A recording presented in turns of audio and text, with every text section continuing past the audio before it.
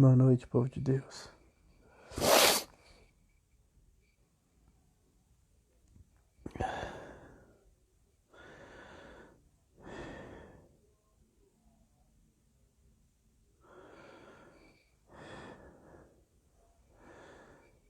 Ouvindo direitinho, hein, Larissa?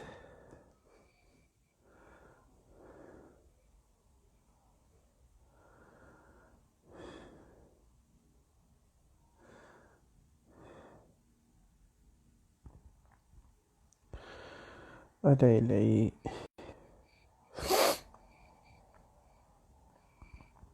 Bora trabalhar?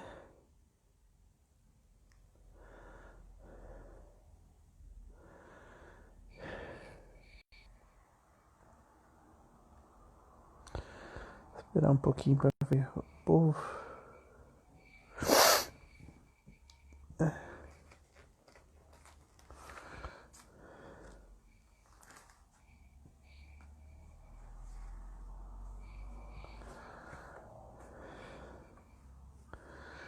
Doutor Cássio.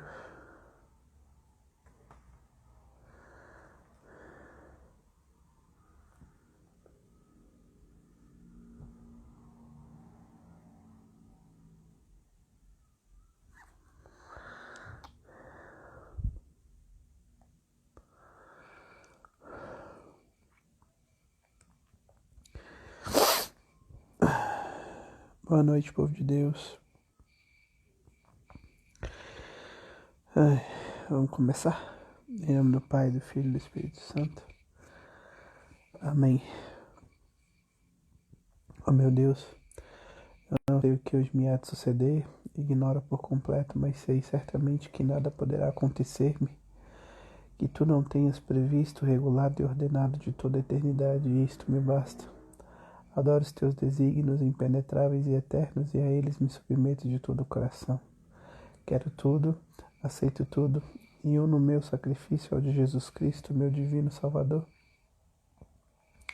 Peço-te em seu nome, pelos seus méritos infinitos, paciência nas minhas penas e submissão perfeita e inteira a tudo que me suceder segundo o teu divino beneplácito. Assim seja.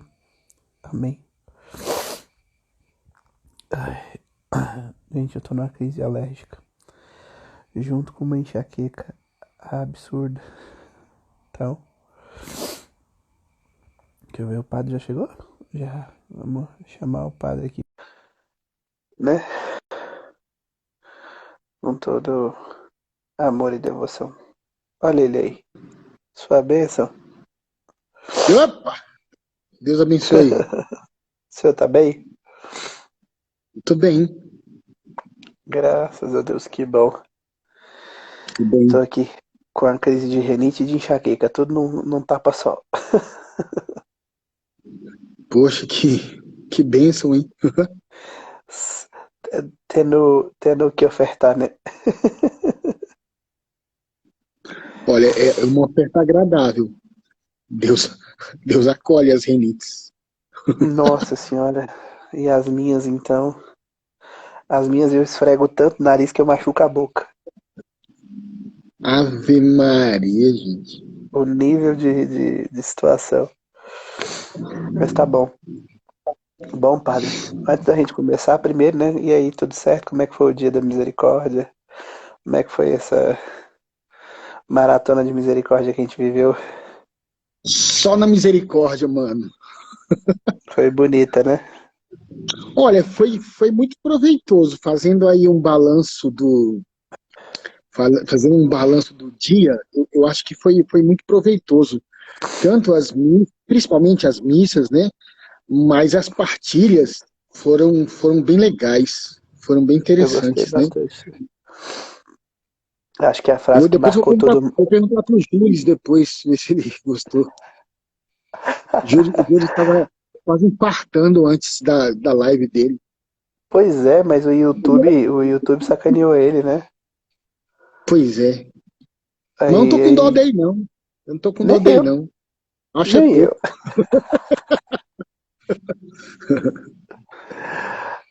A frase que marcou todo mundo no dia de hoje foi, né? Se o coração de Jesus não tivesse sido transpassado, ele teria explodido de amor, né? Acho que todo mundo que ouviu rezou com essa hoje, né? Mas não é, cara? Poxa, ainda mais Verdade. no dia de hoje, meu Deus, que coisa boa, né? Coisa bonita. Eu gostei, eu gostei. Confesso que eu gostei. Bom, padre, antes da gente iniciar mesmo o bate-papo de forma muito concreta, queria que a gente pudesse rezar uma Ave Maria aí pela família do Homero, né? Eles Ah, sim, estão a caminho agora, literalmente, de Santa Santa Maria, Maria. e conseguiram agora, mas assim, o quadro ainda está um pouco gravíssimo, né? Ela deu uma melhorada de tarde, aí depois deu uma piorada, deu uma melhorada, agora está num quadro estável, mas ruim ainda, né? Eu rezo uma Ave Maria pela dona Márcia, né? Pelo Felipe, pelo irmão dele, né? Pelo Rodrigo, que tá todo mundo numa situação bem difícil hoje, né? Passei o dia entre lives e atendimentos com ele o tempo todo, né? Então, vamos rezar uma Ave Maria por eles, que eu acho que eles precisam hoje dessa oração, dessa força, pode ser? Vamos sim, vamos sim. Então, por favor. Ave Maria, cheia de graça, o Senhor é convosco. Bendita sois vós entre as mulheres, bendito é o fruto do vosso ventre, Jesus. Santa Maria, Mãe de Deus, rogai por nós, pecadores, agora e na hora de nossa morte. Amém. Roga por Que o nós, Senhor, Santa Mãe de Deus. para que sejamos dignos das promessas de Cristo. Amém. Que o Senhor, nosso Deus de bondade, derrame a sua bênção sobre a mãe do Homero, sobre todos os enfermos. Em nome do Pai, do Filho e do Espírito Santo. Amém. Amém. Vou tomar posse dessa bênção aí. O final de semana foi gritante. Ontem a gente quase morreu aqui em casa os três juntos. Pois é, eu vi aí as fotos, hein? Foi o box estourou na hora do banho. O vidro do box estourou literalmente assim. Caiu em cima da Helena, de mim e da Mona Lisa. Meu Deus do céu. Mas graças a Deus só cortou um pedaço do pé da Mona Lisa, mas bem pequeno assim. E nenhuma machucadura maior não, nem nada mais assim. Um prejuízo grande, né? Mas financeiro, mas graças a Deus só isso mesmo assim. Ai, O que resto bom, Deus graças a cuida. Deus. Só isso mesmo, porque assim, era pra ter matado os três, assim, do jeito que explodiu, caiu assim, literalmente em cima de nós três, assim. E era pra ter sido uma chuva de cortes, assim. Graças a Deus não tinha um arranhão, mas tá bom. Enfim, né? Vamos embora trabalhar.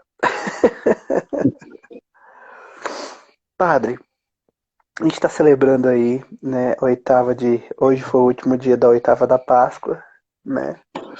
E junto com a oitava da Páscoa nós celebramos ressurreição e a misericórdia. E aí lá em Efésios 3, no versículo 14, São Paulo fala assim: Por essa razão, dobro os joelhos diante do Pai, de quem toma o nome de toda a família no céu e na terra, para pedir-lhe que conceda, segundo a riqueza de sua glória, que vós sejais fortalecidos em poder pelo seu Espírito no homem interior, que Cristo habite pela fé em vossos corações e que sejais arraigados e fundados no amor. Assim terei condições para compreender, como todos os santos, qual é a largura, o comprimento, a altura e a profundidade, e conhecer o amor de Cristo, que excede todo o conhecimento, para que sejais plenificados com toda a plenitude de Deus. Aquele cujo poder, agindo em nós, é capaz de fazer muito além, infinitamente, além de tudo que nós podemos pedir ou conceber. A Ele seja a glória na Igreja em Cristo Jesus, por todas as gerações dos séculos dos séculos. Amém. Bom, padre, eu queria pegar um gancho bem legal. É, a Páscoa e a festa da Divina Misericórdia, para mim, pelo menos assim, eu entendo que elas apontam como um caminho para o homem novo, né? Como uma festa do homem novo. Tanto a ressurreição como a misericórdia É uma celebração para o homem novo que vem, né? Para um homem novo que se manifesta a partir da cruz de Cristo e da sua redenção por nós. E aí São Paulo fala um pouco disso, né? E aí, para começar assim, já escrachando, eu queria que o senhor falasse assim, né? O que é que Deus espera de nós agora? Porque São Paulo vai nos mostrar que existe uma largura, uma altura e uma profundidade que o homem precisa conceber do que Deus quer dele. Depois de Páscoa, depois de misericórdia, o que é que Deus quer?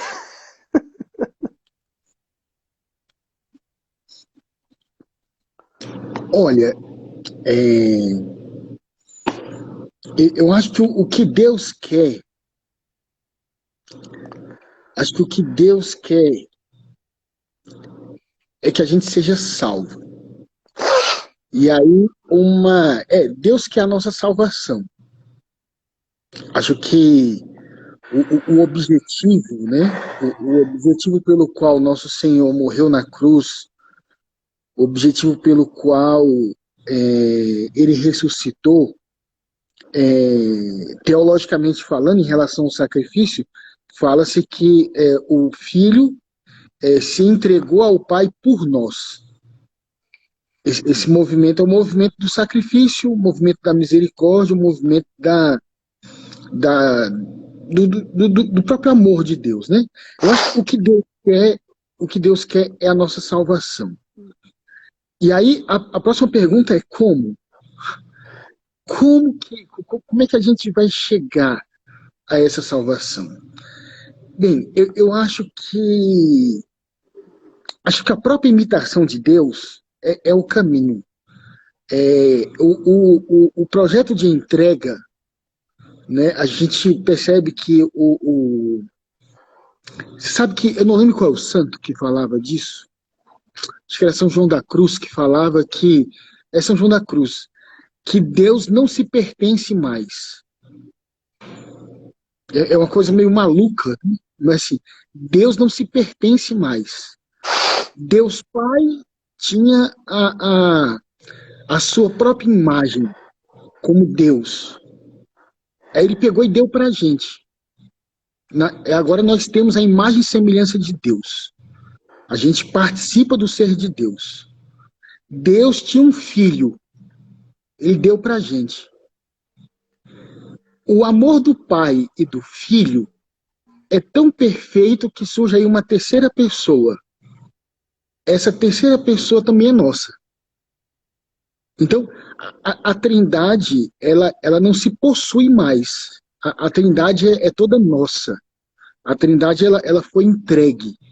E a gente vai percebendo que não bastava o Verbo encarnado, o Verbo se faz pão.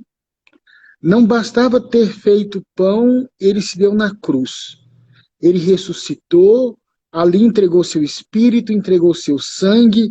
Daqui a um tempo a gente vai celebrar aí a entrega do Espírito Santo sobre nós. Bem, Deus não se tem mais. A entrega dele mesmo é total. Deus não se poupa. Deus se dá por inteiro.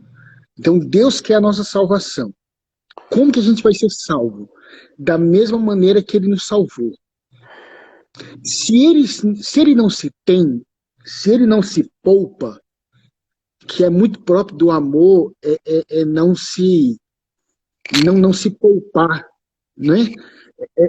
Eu garanto que ou você ou a Mona Lisa, se esse box fosse cair, se você fosse perceber que esse box ia cair em cima de vocês, a primeira pessoa que você ia proteger ia ser Helena. E a segunda, a Mona Lisa. A Mona Lisa ia pensar assim, a primeira pessoa que eu vou proteger é Helena, depois Tainã.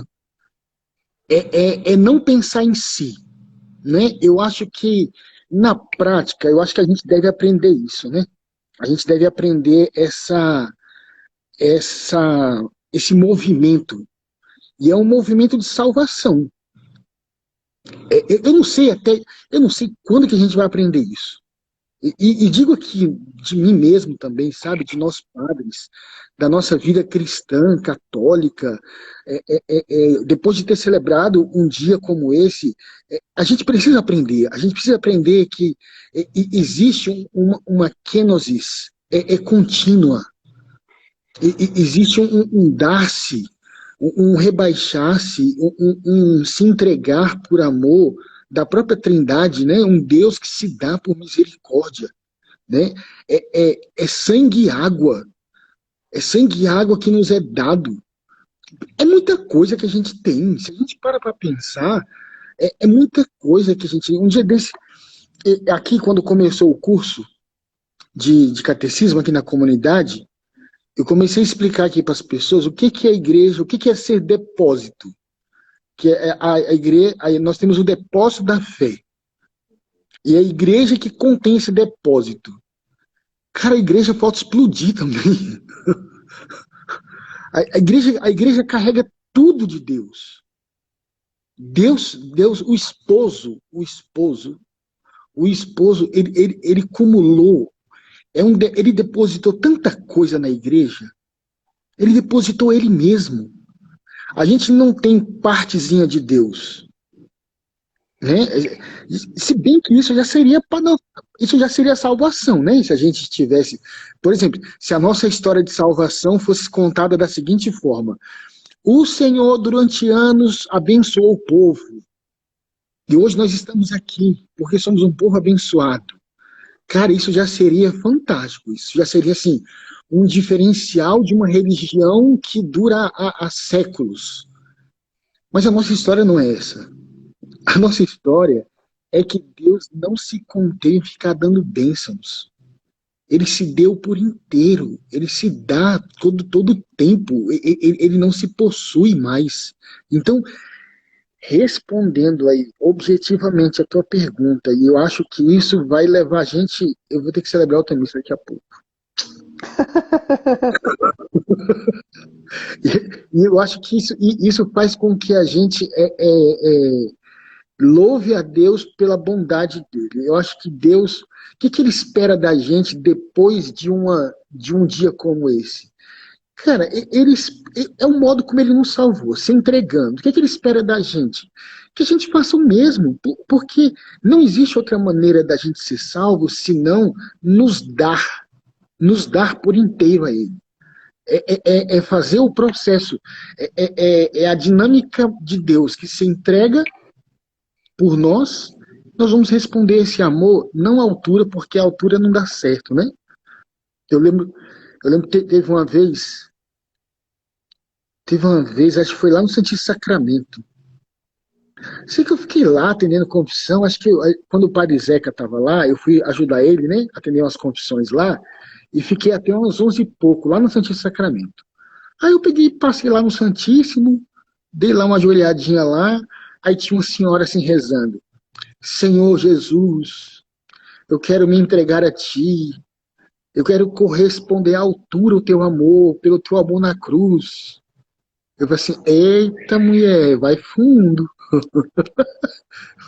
Corresponder à altura a gente não consegue não, mas a gente tenta. Na hora eu fiquei rindo, mas depois eu falei assim: meu Deus, que tipo de oração é essa, né? Aquela mulher devia estar ardendo de amor por Deus, porque o desejo dela, mesmo que ela não consiga, né? A gente não vai conseguir.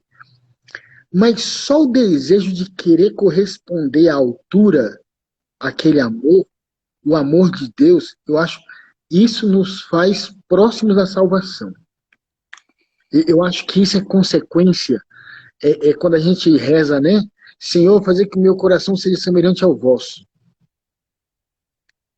Eu acho que a consequência dessa oração é isso, é se entregar. Eu acho que tem que se entregar. Eu me entrego a Deus como padre, tu se entrega a Deus como pai esposo, como fundador da comunidade, e a gente vai fazendo o processo que Deus faz. Né? Ele se entrega, a gente também se entrega. Eu acho que é por aí. O senhor falando me lembra muito aquela canção antiga do Eugênio Jorge, que era baseada no poema de Santa Teresinha, que dizia assim: O desejo de ver-te adorado tanto invade o meu coração que eu quisera estar noite e dia aos teus pés em humilde oração, né? Porque a impressão que eu vou tendo à medida que o senhor vai falando é que quando Deus nos chama mais, o mais que Deus nos chama é justamente em aprofundar em amá-lo, aprofundar em receber o seu amor e aprofundar em amar o próximo, né? Talvez um ciclo de caridade perfeita, né? Recebe esse amor com mais profundidade, com mais inteireza, se deixa tocar mais por esse amor, e aí você devolve esse amor para Deus com mais inteireza, com mais verdade, e aí você transborda esse amor para a vida do outro com mais inteireza também, de forma mais completa, né? E talvez acho que a compreensão da ressurreição e da misericórdia seja muito isso, né, Padre? Porque ressurreição fala de um todo. Misericórdia também. Deus não tem misericórdia de uma parte de nossas vidas. Ou ele tem misericórdia ou ele não tem misericórdia. Né? Então, quando a gente fala sobre mais, Deus nos convida a uma totalidade. Né? E talvez seja essa a maior percepção que a gente tenha que ter para viver bem essa Páscoa e essa misericórdia. Né? Que Deus nos chama talvez a um projeto de totalidade, de integração total, não de partes da nossa história, né? Porque talvez seja isso também uma das maiores dificuldades que a gente nota, né? Por exemplo, se entrega partes e, e, e essas partes não conseguem crescer, né? Não conseguem ser todas. Na verdade, é porque às vezes, é uma coisa que eu estava meditando aí agora, essa semana, sobre a questão dos medos, né? Eu vi alguns padres falando sobre isso, estava vendo aqui algumas lives, e tinha até um psicólogo falando sobre a questão do medo, o medo que a gente está vivendo, né? E aí esse psicólogo até, ele questionou que ele percebeu, né, que numa semana só que ele estava atendendo, atendimentos online e tudo mais, ele foi percebendo, meu Deus, a quantidade de gente com medo é muito grande. Mas ao mesmo tempo, assim, ó, tem muita gente normal por aí. Ele chegou concluindo, né? Ele fez essa live sexta-feira à noite. Ele falou assim: meu Deus, metade dos meus pacientes estão com medo. E a outra metade está quase com alta. Mas o que está acontecendo, né? Por que tem muita gente normal, tem muita gente se dando bem, entre aspas, né, na quarentena, e tem muita gente com medo? Mas ele se perguntava, medo de quê, objetivamente falando? Medo de quê? Tudo bem, tem um vírus aí, né? O vírus mata mesmo. Esse vírus é uma desgraça. Mas a pessoa está dentro de casa, ela está com medo de quê? E aí ele se questionava, para a gente questionar exatamente qual é o nosso medo. Eu me lembrava, porque quando eu estava no seminário, eu fiquei uns 3 anos acompanhando a pastoral vocacional do seminário. E tinha uns caras que eram aspirantes ao seminário, chegavam assim, não sei o quê, como é que você fez para entrar? Como é que foi? Porque eu tenho muito medo. E assim, dentro da nossa experiência, a gente perguntava assim, bicho, mas tem medo de quê?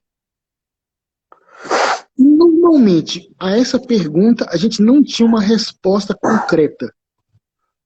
Por exemplo, assim, tenho medo, se eu sair aqui agora na rua, né, por exemplo, se a gente mora num lugar bem, bem violento, tenho um medo real.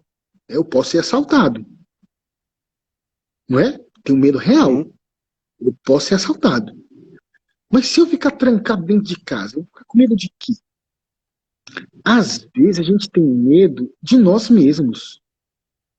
É a gente que cria um certo medo dentro de nós. E eu acho que isso é um grande problema para dar passos no crescimento. A gente tem medo das coisas, mas se a gente fizer a pergunta matadora, sabe? Mas tu tem medo de quê? A gente, no âmbito vocacional, tem medo de quê? Claro, às vezes a gente chega numa resposta concreta, mas no que a gente está conversando aqui, no processo pascal, no processo cristão, né, na perspectiva de doação, a gente tem medo de quê? É claro que a gente não fala, a gente não fala, mas a gente tem medo exatamente de se dar. Porque a gente acha que a gente é muita coisa, sabe? Eu acho que é o processo errado. A gente se acha muito, a gente se acha, né? A gente se acha pra caramba e a gente tem medo de se dar. E é por isso que a gente não entendeu, é por isso que a gente não entende o amor de Deus em nós. A gente não entende. Porque se a gente entendesse, nós iríamos buscar imitá-lo. Se ele se entregou, por que a gente não se entrega? Né? E lembrava do Papa João Paulo II, né? Você lembra do discurso dele? Eu tinha 7 anos, eu tinha 5 anos, mas eu não lembrando. Mas a gente vê nos discursos, né, que o que o Papa falou quando é a primeira coisa que ele entrou? Não Não tenham tinha medo. medo. Não tenham medo. E assim, não era medo do comunismo, não era medo do socialismo, não era medo do governo, não era assim, ó, não tenham medo de Deus. Não tenham medo de Deus. Não tenham medo de abrir as portas do coração. Né? Olha só o discurso do Papa quando ele entra. É muito assertivo e até hoje parece muito atual, porque a gente tem medo de rolar a pedra do coração, a gente tem medo de abrir a porta do nosso coração, a gente tem medo, e aí se a gente perguntar assim, mas tem medo de Deus? E eu já vi isso várias vezes, pessoal, você tem medo de Deus, mas por quê? O que ele pode fazer contra você? Né? O que você tem de tão precioso que você acha que vai perder? Né? Porque assim, se você tem alguma coisa para perder, o que você tem para perder? Medo de quê? Ou o que Né? que Deus não tem, né? Pois é, o que Deus não pode te dar? Vê que você vai perder o quê? Parece que a gente tem uma coisa muito preciosa nas mãos. Né? Parece que a gente tem uma coisa muito preciosa nas mãos. Mas a pergunta matadora é: o que você tem nas mãos? Nada! Não tem nada! Não tem nada! Você pergunta assim, mas quem é você? Você não é nada! Você não é nada, então você está com medo de quê? Está com medo de nada. E aí eu acho que isso é paranoiazinho, né? Eu não sei se tem algum psicólogo que pode ajudar a gente, mas eu acho que isso é paranoia. Eu acho que isso é uma espiritualidade paranoica que a gente tem, saca? Que a gente fica com medo e se a gente fizer a pergunta destruidora, ei, tu tem medo de quê? A gente não sabe dizer. A gente não sabe dizer. Porque a gente tem vergonha de dizer que é de Deus. Meu Deus, já pensou? Eu não. Ave Maria, eu comungo. Eu adoro Nosso Senhor, tá doido? Não, eu rezo meu texto, não tenho medo de Deus, não. Eu amo Ele. Você ama, mas quando Ele pede alguma coisa, né? Quando Deus quer nos colocar para cima, quando Deus quer nos amadurecer, quando Deus propõe a gente aquele processo de morte e ressurreição, né? Mortifica, se entrega, dá um pouco de você. A gente caga. Medo, né? Medo. Não tem medo aqui, assim. Não tem medo. É por isso que os discípulos lá naquela hora do barco lá, né? É agente puro, né, velho? Verdade. É agente puro. Os Homem caras de estão pouca lá no fé. meio do mar. Jesus está lá do lado deles e eu sempre fico imaginando 12 caras num barco gritando. Porque, porque imagina, velho, imagina aqueles caras se vendo depois. Imagina alguém filmando. Se tivesse internet ali, né? Acho que quem devia estar filmando era João, que era o mais novo, devia estar mais conectado. Né? João filmando, os caras gritando, depois eles vão assistir. Cara, apaga isso aí, velho. Não, Imagina, 12, vai por... 12 Vira meme do homens. Insta. Mas tu imagina 12 homens, e se eu não me engano, acho que eram 4 deles ou 5 deles eram pescadores. Pedro, João, Pedro, Tiago, Tiago, André, João, André. Judas. Judas. 5, né? Imagina, os caras tudo pescador, acostumado a andar naquele lugar lá e os caras se mijando de medo. Mas pensa, é Mas porque eles chamaram marceneiro porque era o cara que consertava os barcos. ó, aí tava lá. Mano, e o pior é que a gente é igual, né? A gente é igual porque se a gente for olhar para a nossa vida, a gente vai ter vergonha. É igual a pergunta, mas tu tem medo de quê? Eita, eu não sei do que eu tenho medo. Mas no fundo, é um egoísmozinho, sabe? Então, assim, o que a gente está falando aqui é exatamente desse processo de santidade do qual a misericórdia e a ressurreição exerce na nossa vida, e o que Deus quer da gente é que a gente se entregue a Ele do mesmo modo como Ele se entregou a nós. E isso é assim, não é que a gente vai ter que. Parece que a coisa é mais simples do que a gente imagina. Né? A vivência cristã, ela não se caracteriza de você ter que ir em algum lugar, né? Por exemplo, você está aí na tua casa. Se eu falar assim, eu cheguei agora e falei, Tainan, tu tem que ser santo. Padre, o que eu tenho que fazer? Olha, Tainan, tem que amar tua esposa. Ah, sim, ela está aqui do lado. É isso que eu tenho que fazer? Tainá, olha só, para você ser santo, você tem que amar sua esposa e você tem que ser um bom pai. Ah, é isso em que consiste o cristianismo? Eu pensei que tinha que ir para outro lugar, cara. Eu pensei que a gente tinha que correr não sei para onde. Gente, a nossa vida cristã, ela está ao nosso possível. É possível isso. E ninguém está Eu falando que não é queria, difícil. É sem difícil. querer, sem querer cortar o raciocínio do senhor, mas eu queria entrar bem nesse ponto. Padre, o senhor não acha que ultimamente as pessoas, assim, eu noto que as pessoas têm transformado a espiritualidade ou no algo muito distante, ou elas têm diminuído muito o valor daquilo que é do que é o sagrado, né? A gente ou banaliza demais, ou eu não vou colocar diviniza porque não é a palavra correta, ou a gente distancia demais o divino da nossa história, porque assim, o divino quis se fazer próximo, mas nós o colocamos distante. Ou então nós o colocamos abaixo de nós. Ou o divino está a nosso serviço, ou o divino está contra nós. Só acha que isso é um também dos fatores que pode estar atrapalhando a santidade na prática? Porque assim, a santidade na prática, como o senhor falou, por exemplo, Matéria de Calcutá, né?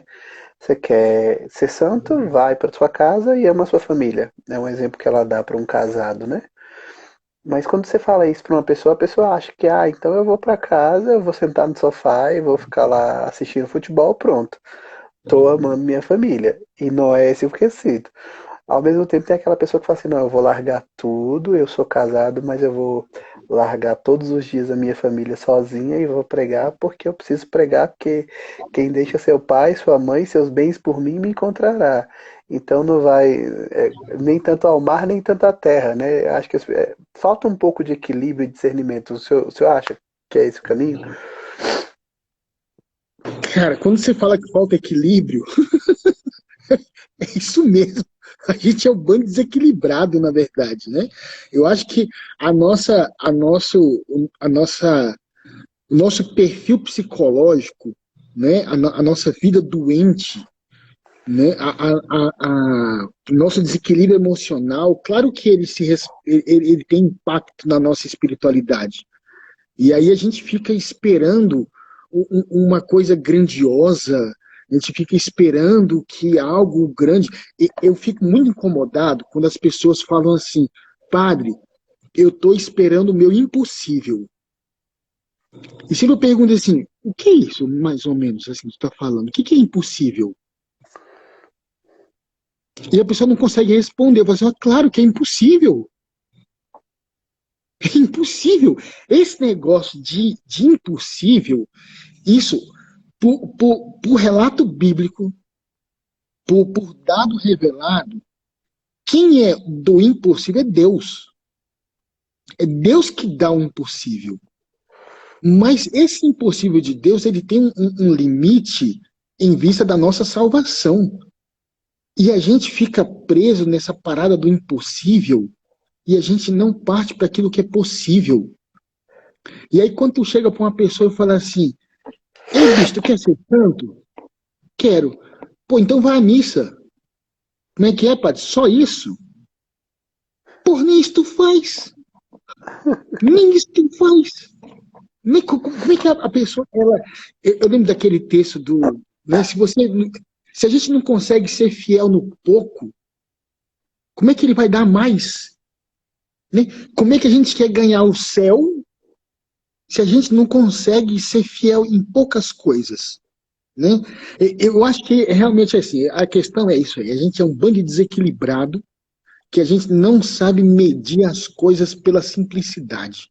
De repente a gente se depara com a santidade que ela é possível a nós, e aqui eu não estou falando que não é difícil.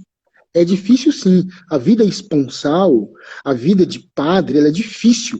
Mas, poxa, padre Wesley, tu tem que ser santo. O que você precisa fazer santo? Meu, celebra a missa e confessa. Mas só isso? Né? Não, e eu, assim, com todo respeito, né? Com todo respeito às pessoas. Eu lembro que assim que eu me ordenei, um grupo de pessoas veio rezar por mim, né?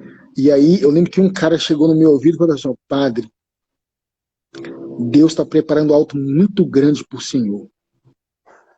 Muito grande. Eu fiquei com medo. Eu falei assim, caraca, tão grande assim? Eu cheguei agora, velho. Calma aí. Não, Freia. não, o Senhor vai arrebanhar multidões. Eu falei assim, caraca, eu tô lascado, bicho. Eu tô Papa lascado. Macedo.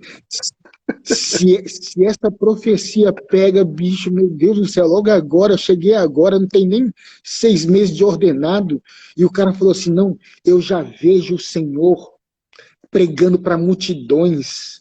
Eu falei assim, caraca, né? E eu tentava materializar, onde é que vai ser isso, hein, velho?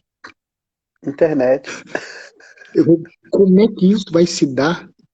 Mas mesmo assim, só tem 17 pessoas aqui, né? E eu tô muito feliz. Não, mas Mas tá enfim, tendo, chega a ter 700 acessos depois. É que a gente faz muito tarde, né?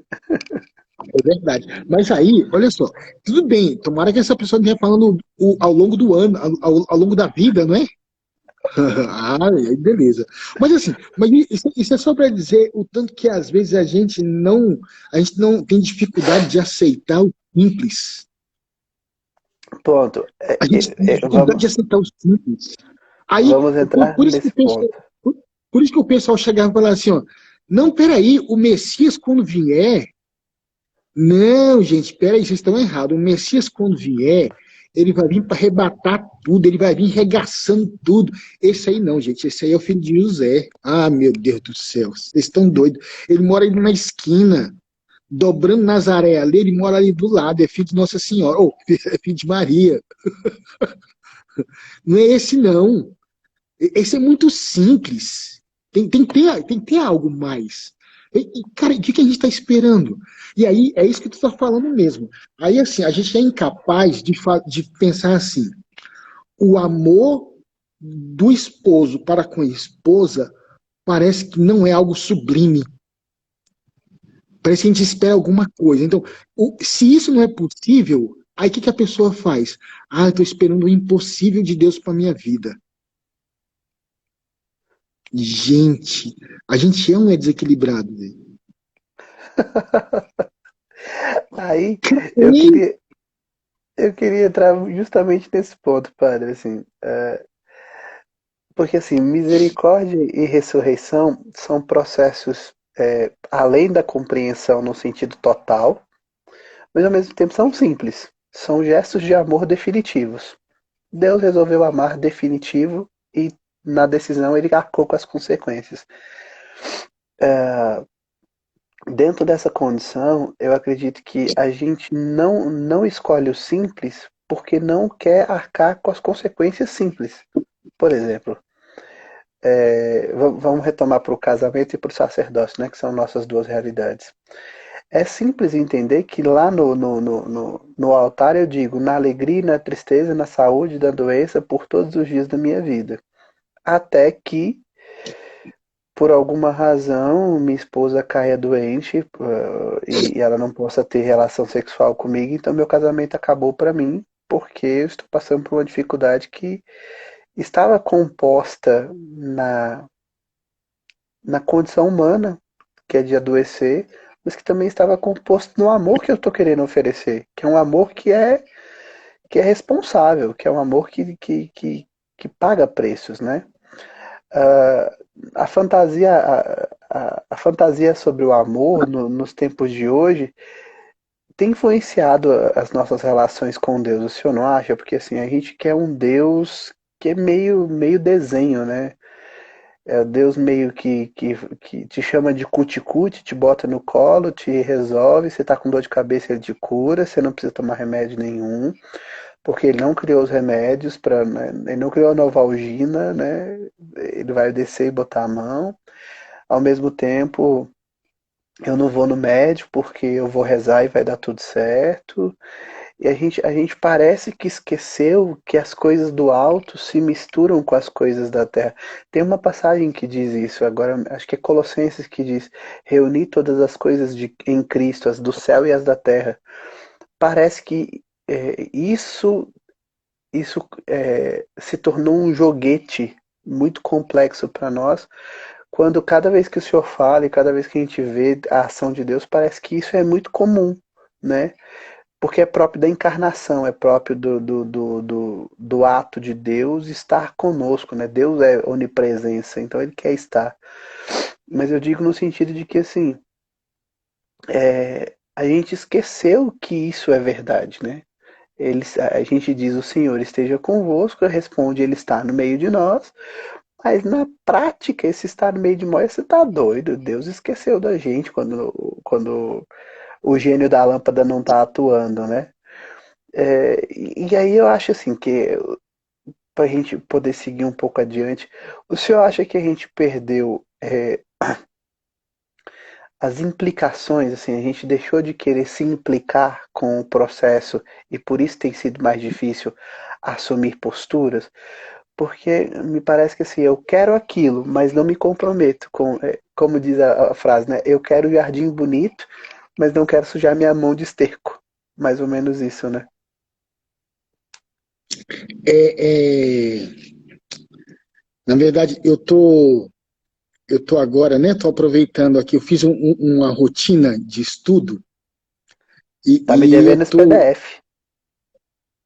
Ah, é verdade. Essa semana eu lhe mando os PDFs em massa que tem aqui. Lhe aguardo. Eu tô, fiz aqui uma rotina de estudo e eu sempre tive muita curiosidade de estudar psicanálise.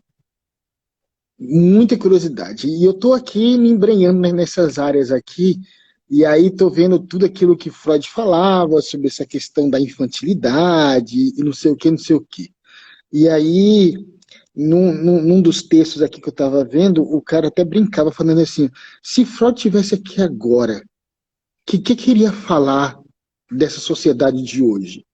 E ele, uma das coisas, né, que o cara falava, né, ele ia falar assim, ó, é um bando de histérico infantis. E talvez essa seja um pouco da, da nossa, da nossa realidade, né? E aqui, juntando Freud com Renato Russo, eu lembro, é meio Nossa, loucura, né? que É meio dupla. loucura. Juntando Freud com Renato Russo, eu lembro quando Renato Russo falava assim, aquela música assim, nos deram espelhos e vimos o mundo doente. Lembra dessa música? Eu sou ruim pra música, padre. Eu não vou cantar não, porque aí já compromete aqui, tá tarde. Mas tem uma música do Legião Urbana que fala assim, ó, nos deram espelhos e vimos o mundo doente. E eu tô assim, meu Deus, por que foram dar espelho pra gente? Não podia dar outra coisa? Por que foi dar logo espelho só pra gente ver a nossa própria doença? É isso. Eu acho que a gente tá muito. O nome da música é Índios. Muito bem, Andressa. O nome da música é Índios. Obrigado. Vou procurar amanhã, vou ouvir amanhã. E aí é um problema grave que a gente tem por uma dinâmica infantil que a gente tem. Essa infantilidade impede com que a gente tenha um olhar para a realidade. A gente não consegue olhar a realidade como ela é. Então, quando a gente se depara com uma religião que um Deus se fez homem, que um Deus se fez rotina, que um Deus se fez carne, um Deus que vem participar de uma manhã, de uma tarde, de uma noite, um Deus que veio dormir, que veio acordar, um Deus que veio sentir fome, um Deus que veio chorar, um Deus que veio participar da nossa vida.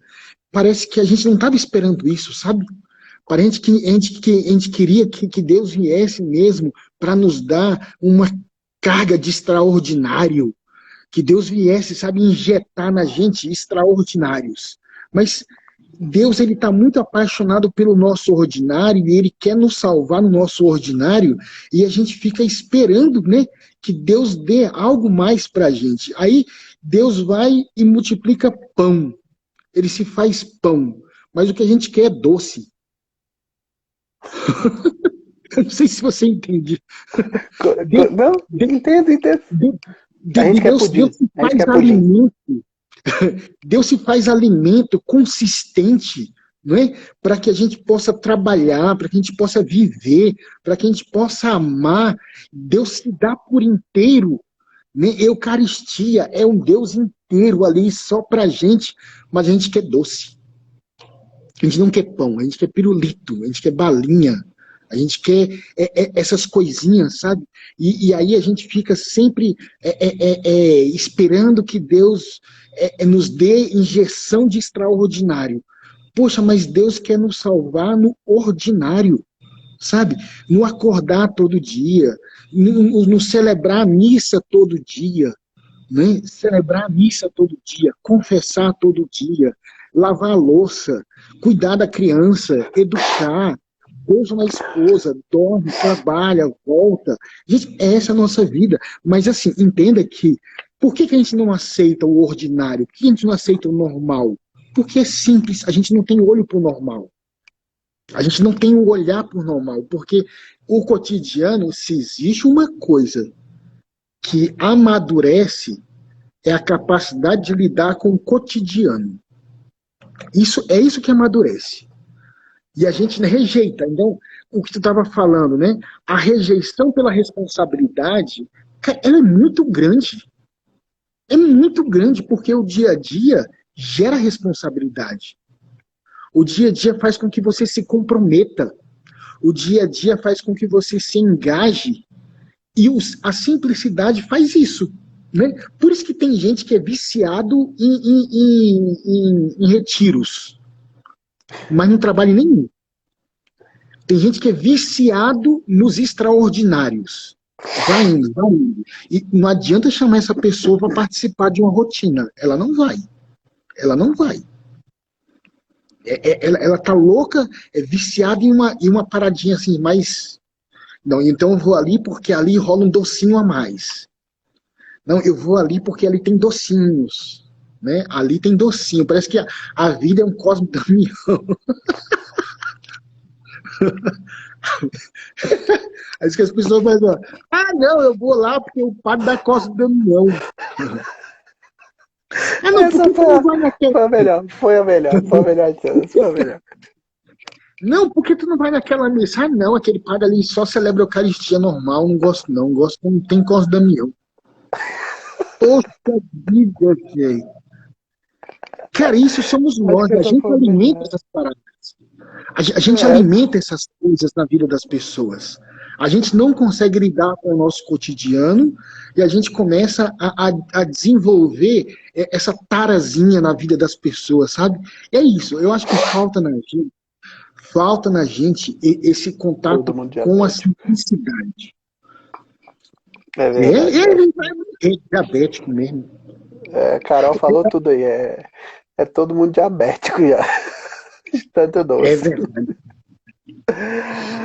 Ah, padre, muito bom. Não, acho que foi a melhor. A melhor comparação da vida foi essa do Cosme e Damião. Vou na missa não, vou em Cosme e Damião. Essas coisas saem assim, né, velho? Muito engraçado. Não, mas é que assim, Ah, a gente, eu falo, eu tenho um problema que eu acho que eu tenho que. A Vanusa acabou de entrar aí, a Vanusa ela vai ser minha psicóloga. Eu vou começar a trazer a Vanusa para ser minha terapeuta. A Vanusa é uma psicóloga fantástica. Essa guria é massa demais. E ela, eu vou até me tratar com ela, porque eu acho que eu tenho um problema que eu começo a falar coisa séria, mas aí eu quero falar coisa séria e sai engraçado. Mas não é pra ser seja um lado, engraçado. talvez seja um lado positivista da coisa. Pois é, mas isso não é bom não, bicho. Isso não é bom não, porque assim, isso é uma doença que a gente tem. Espiritualmente falando, uma pessoa que não consegue lidar com o simples, uma pessoa que não consegue lidar com o cotidiano, espiritual, eu não sei identificar que tipo de doença é essa. Eu não sei identificar que tipo de doença é essa, mas que eu sei que é uma doença, é. A gente não Afinal, consegue lidar com o cotidiano. A gente não consegue lidar com o cotidiano. Quando tu chega para uma pessoa e fala assim, padre, eu queria que o senhor me ajudasse, porque eu estou com dificuldade na minha vida, eu queria que o senhor me desse aqui uma dica. Aí eu falo assim, ó, eu tenho uma dica massa para te dar, muito massa. Sabe o que você faz? Vai para a missa todo dia. Tu vê a decepção na cara da pessoa. Tu vê a decepção na cara dela. Ela fala assim, ah, não. Ah, ela não fala, porque ela tem vergonha de falar. Mas ela acha a coisa mais ridícula do mundo. Ai, parei ir à missa todo dia? Ah, é só falta falar assim, não, isso eu faço desde criança. Isto eu faço desde que minha adolescência eu vou à missa todo dia. Pô, então tá bom. Então é isso. Se você vai à missa todo dia, você está comungando o teu Deus todos os dias, que tu quer mais o quê? Agora só cresce. Aproveita e cresce. Mas Tainan, eu já experimentei isso várias vezes. Padre, eu quero muito que o senhor me dê uma dica, porque eu estou na caminhada há muitos anos, e eu queria que o senhor me falasse, porque eu acho o senhor muito sábio, eu queria que o senhor me ajudasse. Eu disse assim, cara, tem uma dica massa para te dar, vai à missa todo dia. Ah, tá tá bom. bom. Muito obrigado, pai. Muito Aham, obrigado. Se aham. eu falasse para ela aqui, ó, você fala o seguinte, vai lá em tal lugar e tu vai ter doce todo dia. Ah, louvado seja Deus, Padre. Era isso que eu precisava, de doces. É Agora aquela, sim minha alma será saciada. é aquela Caraca, história meu irmão. do Antigo Testamento, né? Do eunuco e o rei, quando o rei procura Elias para pedir, acho que foi Elias ou Eliseu para pedir, foi Elias, porque estava doente e Elias falou, não, vai lá e dá 7 mergulhos no rio. Aí o rei fala, mas eu vim aqui e tudo e não me mandou fazer nada. Aí o eunuco olha para ele e fala, mas se ele tivesse te mandado fazer uma coisa muito difícil, tu ia fazer? E faz o fácil. Ah, é, né, é. Infelizmente essas coisas acontecem. Deixa eu contar uma história aqui pro senhor, uma coisa. O senhor acredita que já faltam apenas 5 minutos para nossa live? Mentira, tu tá mentindo, velho. A gente começou agora. Cara, verdade. Cara, que pena. Isso é muito gostoso, né? A gente não vê o tempo passar. Olha aqui agora, passou. A gente. É muito, muito chato isso, assim. Mas, assim, do que o senhor estava falando, eu acho que a gente está vivendo uma, uma onda de filáusia, né? A gente aprendeu a fugir da dor e a procurar o prazer o tempo todo, né? O prazer pelo prazer, o prazer pelas coisas, né? E isso é muito complexo para a gente poder, para a gente poder administrar, não. Eu acho que essa administração também tem que ser terceirizada, né? Nós queremos, como o senhor falou, né? Padre, me dá um conselho. Vai para missa. Ah, não. Me dá um conselho massa, me dá um conselho de eu. Não tem uma coisa pra eu virar assim, o Homem-Aranha novo, o Homem de Ferro novo, porque as coisas passam muito rápido por nós, né? Acho que as pessoas não têm. A falta de administração pessoal tem destruído as pessoas, assim, eu tenho notado isso. Quando o senhor fala de rotina de estudo, eu recriei a minha rotina de estudo aqui. Uma das coisas mais engraçadas que tem é quando você olha para os estudos e fala assim: o que que eu vou estudar? Tem tanta coisa para estudar. E aí você precisa criar ordem, né? De dizer para você mesmo. Tem muita coisa que você é curioso, que você tem que estudar é outra coisa. E aí eu tenho me respondido muito em cima disso, né? Por exemplo, nos meus estudos, o que que eu tenho que estudar? Eu tenho que estudar uma linha de coisas que eu realmente preciso para hoje. O resto é curiosidade, né? Por exemplo, eu tô com um livro que o bispo me mandou ler. O bispo falou: você vai terminar de ler todo esse livro aqui. E eu tô todo empolgado para ler um monte de outras coisas. E aí, quando eu fui fazer a lista do que eu tinha que estudar, eu peguei o livro do bispo e falei: pois é, eu tenho curiosidade em todos esses outros 99 livros. Mas eu tenho um que é fino, pequeno e em espanhol que eu preciso ler. E eu acho que nos falta muito isso, saber priorizar o simples, o óbvio, o que faz conteúdo, ao invés da gente priorizar o, o, o que é doce, né? O que é agradável aos nossos estudos, né? Eu, por exemplo, amo estudar a mística, né? Teologia mística, ascética, é minha área, eu tenho paixão nisso, mas agora eu tenho que estudar direito canônico e não é uma. E gosto de direito canônico, mas agora eu tenho que estudar, porque é uma coisa que o bispo me mandou fazer. Então vou estudar direito canônico, mas eu tô aqui com a cabecinha coçando, mas tem que ler o que eu gosto, tem que ler o que eu quero, tem que ler aquilo que eu queria ter lido há 5 anos atrás e agora eu tô querendo botar no meio da frente, né? Eu acho que nos falta muito esse aprendizado de saber colocar ordem naquilo que de fato é prioridade e que a prioridade ela não exclui as outras coisas. Por exemplo, eu não preciso excluir os outros livros, eu só preciso colocá-los em ordem ao tempo em que eu chegue neles e saber que chegar neles um tempo vai ser um tempo prazeroso de conhecimento, de adaptação, e a gente ainda talvez não faça isso. E acho que é esse o contraponto da ressurreição com a misericórdia. A gente precisa entender que a gente saiu ali do sepulcro, encontrou a ressurreição, mas agora a gente encontra na ressurreição essa palavra misericórdia que quer nos apontar, tá vendo? Eu te dei vida nova, vai viver miserável. Né? Sai dessa vida medíocre que você está vivendo, que você pode viver uma coisa maior do que isso. E aí a gente não acredita, né? A gente não acredita na palavra e a gente não acredita que nós podemos fazer isso baseado em aspectos de análise. A nossa autoanálise ainda é uma autoanálise condenatória, né? A gente não se olha pelos olhos da misericórdia, por isso muitas vezes a gente não cresce. Acho que isso é uma derrubada muito alta. Eu estou aqui falando absurdamente e estou roubando o tempo do senhor porque falta 1 minuto e meio. E eu não vou poder ficar porque eu estou lá conversando com o Felipe o tempo todo. Ele acabou de mandar uma mensagem aqui, me deu um sinal. Eles chegaram no Hospital de Santa Maria lá, né? E aí eu preciso pegar ali com ele e acompanhar Sim, que, mas vamos finalizar aqui com a bênção, né? Para que Deus nos por amadureça. favor. E vamos Bem, tentar puxar esse papo mais um pouco essa semana, porque eu acho que essa maturidade tem nos chamado a conversas, né?